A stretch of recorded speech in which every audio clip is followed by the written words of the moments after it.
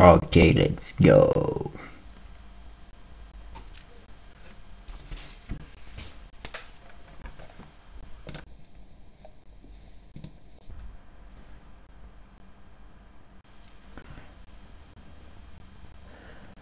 On va attendre que les gens ils arrivent.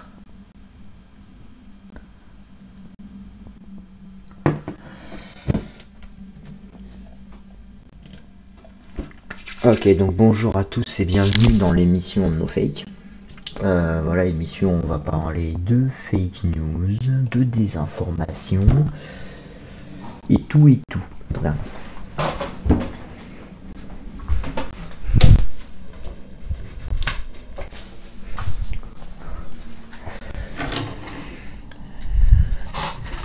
Donc le but de cette émission est d'étudier ce qu'est la désinformation et compagnie. Donc ce que c'est qu'une fake news, comment lutter contre les fake news aussi. Je vous propose qu'on commence. Donc bien entendu, si vous avez des choses à dire, vous pouvez intervenir dans le chat. On peut interagir via le chat. On peut interagir via le chat. Vous pouvez intervenir, donner votre avis, poser des questions, etc. Ça peut, du moment que c'est constructif, ça peut toujours être intéressant pour poser un débat pendant l'émission. Donc on est parti. Donc on va commencer cette émission par la question du jour, bien sûr. Donc voilà, donc je pose cette question aux viewers qui sont là, puisque les missions sont sur cette façon. Donc il y aura la question du jour, ensuite nous parlerons d'un concept de la manipulation qui conduit à la désinformation, et enfin il y aura un petit débunkage d'une théorie conspirationniste. Vous verrez, je vais trouver quelque chose de pas mal. Donc premièrement, la question du jour, c'est: faut-il bannir des réseaux sociaux des personnes qui font la désinformation? C'est-à-dire par exemple, c'est-à-dire pas bannir le contenu qui désinforme, mais bannir carrément le compte. Certains défendent cette idée, puisque bannir le compte qui prône la désinformation permet en fait d'éviter que cette personne poste de nouveau des contenus tendancieux, on va dire. Mais d'autres diront que c'est une atteinte à la liberté d'expression. Alors, supprimer une vidéo parce qu'elle désinforme, supprimer un post parce qu'il désinforme, oui. Là-dessus, je suis pleinement d'accord. Par contre, voilà. Pourquoi, à mon avis, il ne faudrait pas supprimer définitivement quelqu'un qui fait de l'information? Je pense par exemple au cas Donald Trump, au cas Sylvain Trotta, etc. Parce qu'en fait, c'est donner du crédit au dire de ces personnes selon lesquelles on censurerait les personnes qui diraient une soi-disant vérité. Alors que si ces personnes disent oui, ils veulent nous cacher la vérité, mais qu'ils te laissent parler, mais ça prouve qu'il n'y a rien à cacher en fait, et que ce que tu dis est probablement faux. De toute façon, quelqu'un qui crie détenir la vérité et qui crie au mensonge détient rarement la vérité. Voilà. C'est quelque chose d'important de comprendre que crier détenir la vérité, crier au mensonge n'est pas détenir la vérité, mais cependant bannir la personne, c'est donner du crédit à ses propos fallacieux. Voilà. Maintenant, je vais vous parler. Maintenant, voilà, on passe à la deuxième partie de l'émission, à savoir la méthode de manipulation. Et donc pour cette première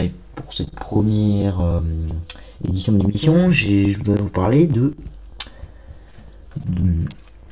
l'argument d'autorité. L'argument d'autorité, très utilisé par les membres de l'IHU qui défendent l'hydroxychloroquine, vous savez, cette merde qui soi-disant serait efficace mais qui en fait ne l'est pas. Désolé de vous apprendre quelque chose. Bien l'hydroxychloroquine qui est défendue par les gens qui lui disent oui, mais et l'argument qu'on entend souvent pour dire que l'hydroxychloroquine est efficace, c'est oui, mais c'est un médecin qui l'a dit. C'est faux. En fait, quelqu'un qui vous avance comme unique argument le fait qu'il est du milieu, c'est quelqu'un qui probablement en fait n'a rien d'autre qui peut venir étayer ses propos. c'est une idée à la con. Et après, autrement, donc voilà, l'argument d'autorité, c'est toute personne qui en fait dit oui, je suis du milieu et donc je connais. C'est débile comme méthode d'argumentation. Ça peut s'apparenter à de la sophistique d'un certain point de vue. Sophistique, voilà. Vous verrez que beaucoup de méthodes de manipulation s'apparentent à des sophismes. Un argument d'autorité a une particularité, c'est qu'il est irréfutable, parce qu'une fois qu'on a prouvé que la personne avait un poste voulu, effectivement, après, il y a ce qu'on s'appelle des faux arguments d'autorité. Par exemple, dans le bug, vous avez un mec qui est vendu comme expert, en fait, il est expert en tout, quand tu regardes bien, et donc, du coup, il n'est pas expert du tout. Bon, maintenant, vu qu'il n'y a pas d'invité, il n'y a pas possibilité en fait de créer des vrais débats et tout, je suis désolé pour sa première édition d'émission, c'est pas fou, mais à la longue, j'espère pouvoir inviter des gens, tout ça, et l'émission durera plus longtemps, mais là, on va passer à la partie qui est, qui est une théorie du complot qui est sur les tests PCR. Donc, j'en ai parlé brièvement sur YouTube, sur Insta et sur TikTok, sur en quoi les tests PCR sont-ils vrais ou faux. On a entendu des soi-disant lanceurs d'alerte nous dire que on nous cache que les tests PCR sont inefficaces, que les tests PCR produisent beaucoup de faux négatifs. Et en fait, il y a beaucoup de faux là-dedans. En gros, on va remettre les choses dans leur contexte. Il y a eu, au début de la pandémie, un article de New York Times qui disait que certains, en fait, au-delà de 35 cycles PCR, en gros, la PCR, c'est un cycle qui permet d'amplifier la quantité d'ARN, pardon, en gros, la quantité de matériel génétique dans le produit à tester, pour augmenter la sensibilité du test. Et en fait, il disait qu'au-delà de 35 cycles, le test détecte des personnes positives qui, en fait, sont pas réellement positives. On va préciser tout ça juste après. Et donc beaucoup de personnes qui défendent des complots Covid, ça, on dit oui, mais ça prouve que du coup le test PCR produit des faux négatifs. Non, des faux positifs, pardon. Sauf que non. Puis déjà c'est pas caché parce qu'il y a un avis du conseil scientifique qui déconseille de dépasser les 35 cycles. En gros, entre 30 et 35 cycles, on a la performance optimale du test PCR. Au-delà de 35 cycles, ça commence à être important, et surtout au-delà de 45 cycles, il ne faut surtout pas dépasser. Mais entre 35 et 45 cycles, ça permet pour faire des études virologiques, une fois qu'on a détecté le Covid, par exemple, pour savoir quel variant il y a, etc. Ça permet une plus grande précision dans la détection des variants. Et donc, sauf que cet article du New York Times, en soi, alors déjà, il a été fait sur un échantillon assez faible du test PCR, donc on ne peut pas vraiment savoir son efficacité de cette étude, même si c'est une étude assez fiable. On rappelle, c'est le New York Times, hein, donc c'est très bien sourcé, etc. Donc en soi, c'est tout à fait vérifiable. Sauf qu'en fait, ça a été expliqué par le New York Times et par le conseil scientifique, ce ne sont pas réellement des faux positifs. C'est un excès de fiabilité du test, en fait. Oui, je sais, ça fait bizarre dit comme ça, mais il y a un excès de fiabilité des PCR. Donc je m'explique. En gros, le test PCR, c'est une répétition c'est une amplification de la quantité de matière génétique. Et en fait, au-delà de 35 cycles, on commence à détecter des débris viraux, en quelque sorte. On appelle ça des débris. En gros, au-delà de 35 cycles, on détecte une charge virale qui est insuffisante pour pouvoir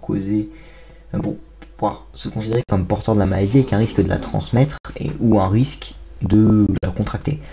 En fait, c'est soit un test qui est réalisé trop tard après une infection, soit trop en amont. Ce qui fait que, en fait, c'est un test qui perd une certaine efficacité parce que on détecte trop facilement. Mais cependant, ce test reste efficace parce que de 1, ça n'a pas été caché, et de 2, ça prouve que le test est extrêmement efficace parce qu'il est extrêmement sensible. En fait, c'est qu'au-delà d'un certain nombre de cycles, on augmente trop la sensibilité. C'est comme si je mesure les excès de vitesse avec un radar qui va prendre au millionième de km/h. C'est débile. parce que à 1 millionième de kilomètre au-dessus, je ne suis pas réellement en excès de vitesse. Mais là, c'est pareil. En gros, enfin, au-delà d'un certain seuil, mais cependant, ça ne remet pas en cause l'efficacité spéciale. Parce que ce ne sont pas réellement des faux positifs. En fait, c'est plutôt une fin d'élimination de la maladie ou un début de contamination. Un début de contamination, auquel cas c'est problématique. Mais plus globalement, c'est plutôt des débris viraux, donc une charge virale sans danger. Mais ça n'enlève pas moins côté PCR permet de détecter le Covid et que le Covid c'est dangereux. Face à l'absence d'invités et au fait qu'en fait je ne peux pas creuser le sujet plus, en débattre avec quelqu'un, qu'il n'y a pas de débat dans le chat, je vous dis à bientôt pour une prochaine émission. Je pense demain 18h, nouvelle édition de l'émission avec d'autres sujets. Je trouve une question à répondre. Voilà, vous pouvez venir proposer sur Insta, le lien il me semble est quelque part sur mon Twitch. Voilà, ou en commentaire sur la rediff, voilà, vous pouvez proposer des questions à poser, etc. Sur ce, moi je vous dis au revoir, je vais lancer un raid. Voyons voir, il y a qui est en live, enfin s'il y a des gens en live. Ouais, on a Little Big Whale en live.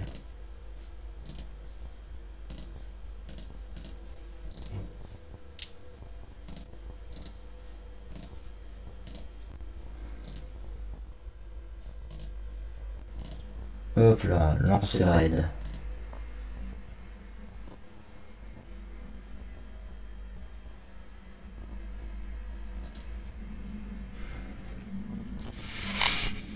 Putain, je sais pas que tu penses qu'il arrive, bordel de merde. Ouais, donc du coup, le live touche à sa fin. Hop là, je lance le raid et au revoir les gens.